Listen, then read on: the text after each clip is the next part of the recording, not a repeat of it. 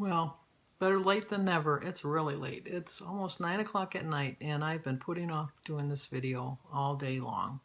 I've really lost all my motivation. I was so gung-ho. I was doing so well, and I don't know. I've lost it, and I've looked and I've looked, and I just don't know. So I was reading some inspirational things today to try to put me back on track, and I came up with a quote that said, "Do it now," because sometimes later becomes never, and that's where I'm at right now because I've just lost my mojo.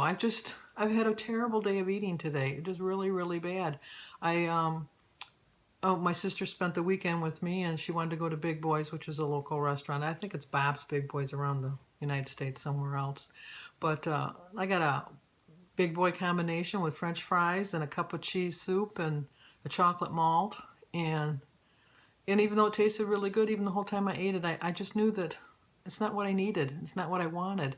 And I don't know why I ate it. And it's just, I've just reached a point that I just want something, and I don't know if it's just my old eating habits coming back saying, you need this or you need that. Because even though I had all the nachos and the pizza for the whole weekend, oh, and I should tell you, I did gain a pound. I should have told you that right from the beginning, which was not a surprise. The only surprise was that I only gained a pound. I think I should have gained more than a pound. But, and who's to know, maybe it'll show up later in the week. But I just lost inspiration. I have an itch, sorry. But I have my Red Sox shirt, Boston Red Sox shirt on today. But I have to find my motivation. And so then I thought, well, I'm going to be really good the rest of the day. I'm just not. And where Sophia plays baseball is like in our old neighborhood. And where did I go for dinner? Where's the worst place you could go for dinner? Think about it for a second. What is the absolute worst place? And I know you're thinking of all these other places. You're thinking like, oh, probably she went to like Taco Bell or she went to McDonald's or she went to Burger King. Oh no, those would have been a healthier choice. I went to Baskin Robbins, 31 flavors, and I had a banana split. That is not a healthy dinner. That is not even a healthy snack. That's just not something I needed, and I don't know why I had it. I just don't. It tasted so good, and I loved every minute of it.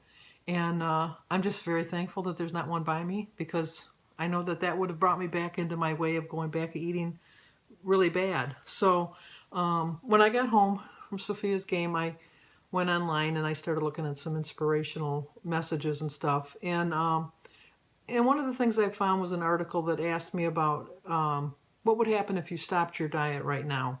And it said, what would you have to ask yourself a few questions. What will my health be like in 6 months? If I was to go back eat my old way of eating, my health would not be good. That I don't have a doubt. I've reached an age where I can't eat like I'm 20 years old anymore. I have to plan for my limited future. I mean, I know that's terrible to say, but I'm not 20 with like 70 years ahead of me. I'm 65 with hopefully 20 or 30 years ahead of me.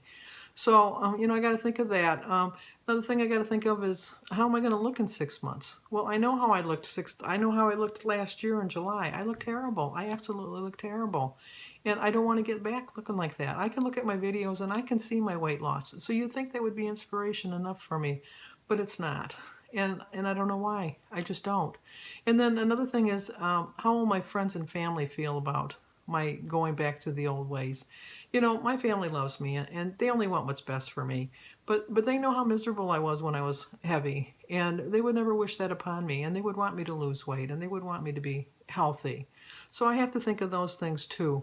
So then, I was trying to think, well, maybe I could find some pictures of thin people, but then, that's not realistic. I'm never going to be thin. I am never going to be thin. I know that. I'm resigned to that fact. I'm never going to be thin. But I can be healthy, and I can be at a healthy weight. I'm never going to weigh 145, 150 pounds. I'd be happy to be under 200. That would be a goal for me. That's a realistic goal. It's not going to make me skinny, but it's going to make me a lot healthier than I am right now. And so I just can't do that. What I have to do is think of how I felt at my healthiest. That wasn't necessarily my thinnest, but my healthiest. Because let's face it, I haven't been thin since I started high school. And once I graduated from high school, it was all downhill. But I was a pretty healthy person. And so even though I was putting on weight, I was healthy at under 200. Obviously, I'd be healthier at 150, but you know, I have to think of things like that. And it's just, I have to stop looking at a specific number on the scale. I have to, and see, and here I'm telling you, I want to get up to be under 200, and that's like a specific goal. But I think I'm just so bound and determined to get under 250 that I've set myself up for failure. And I should just eat healthy and just know that this is how I want to eat. And if I lose the weight, I lose the weight. My biggest downfall is I weigh myself every day. That's like the worst thing I could possibly do. I should weigh myself once a week. And I think that starting tomorrow, I'll weigh myself. No, I'm not going to weigh myself tomorrow. I know how much I weighed this morning. I'm going to wait until next Monday. And I'm not going to weigh myself. I'm going to wait the week, know that I did poorly, not poorly, I did bad. I can't even, in a good straight face, say that I did poorly. I did bad. So I'm going to have to know that I'm going to have to eat healthy for the rest of the week. So I have to think of different things. And like they said, think of how you feel when you eat well. And I feel really well. I feel really good when I eat well. I do have cravings for things, but you know, in the last 11 months when I had cravings, I ate something. Not like I've been doing in the last months. I can't even tell you how many months. It's just been a long time I've been doing a lot of poor eating. And it's because I'm so set on getting into them 250s. And so if I get there, I get there. If I don't, I don't. But I'm determined not to get back into the 70s. And I weighed myself this morning, I was back to 265. So it's just, I can't be doing that. It's just not going to work. So I have to imagine what I'm going to feel like at my goal weight. And what I need to do is think, or pretend right now I'm at my goal weight. What I have to do. I woke up tomorrow morning and I'm at my goal weight. What am I going to do with my life? Am I going to go back to eating the way I was eating? Or am I going to continue eating the way I was eating? And the answer is I'm going to continue eating the way I was eating when I was eating healthy, because I felt good. I slept good. I felt good. I moved good. Everything about me, I felt good. I'm in a very good frame of mind. I'm not sad or depressed or anything like that. I'm not having any kind of issues, financial or health-wise. So it's just, I set my goals, I set my expectations too high, and you just can't do that. You have to realize your limitations, and I do have limitations. And so I'm just going to wake up tomorrow and pretend I'm at my goal weight. And, you know, I'm at my goal weight. I want to eat healthy. I want to eat the right things. I want to know that at my goal weight, I'm going to do certain things. I'm going to walk every day, whether I'm trying to lose weight or I've already lost my weight. Once I've lost my weight, I still have to walk. I still have to exercise. I can't think that just because I've reached that magic number that it's all free and clear and I'm all done.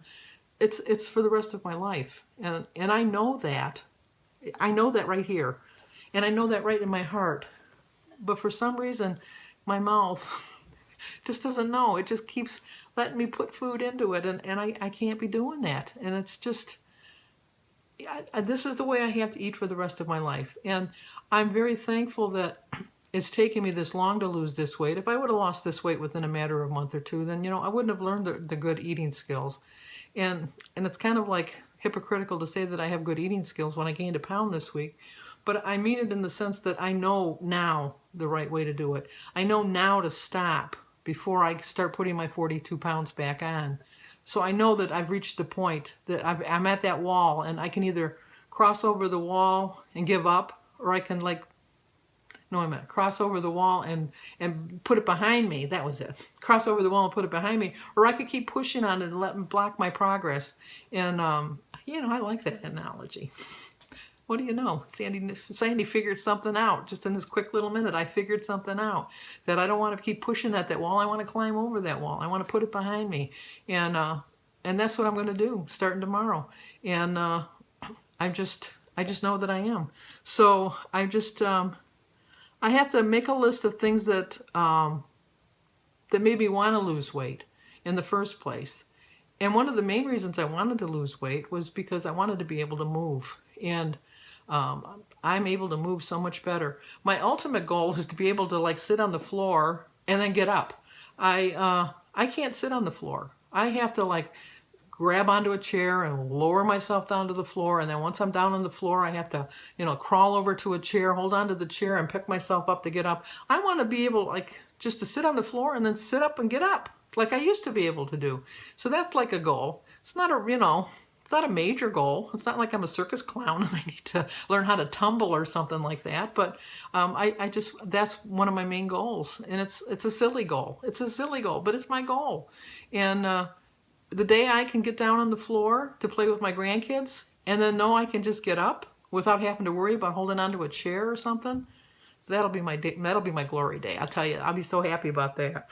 So I have to shift my focus from the way I look as far as my weight, but how I feel.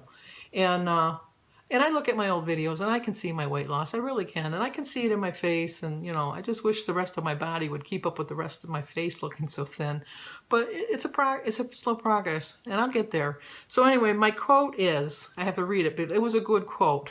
But it says, no matter how many times I feel there's a little piece of me that says, no, you're not done yet. Get started. Start all over again. So that's what I'm going to do. Because no matter how many times I fail, no matter how many times, a piece of me is always going to say, no, you're not done yet. Get up. Start again. Don't give up.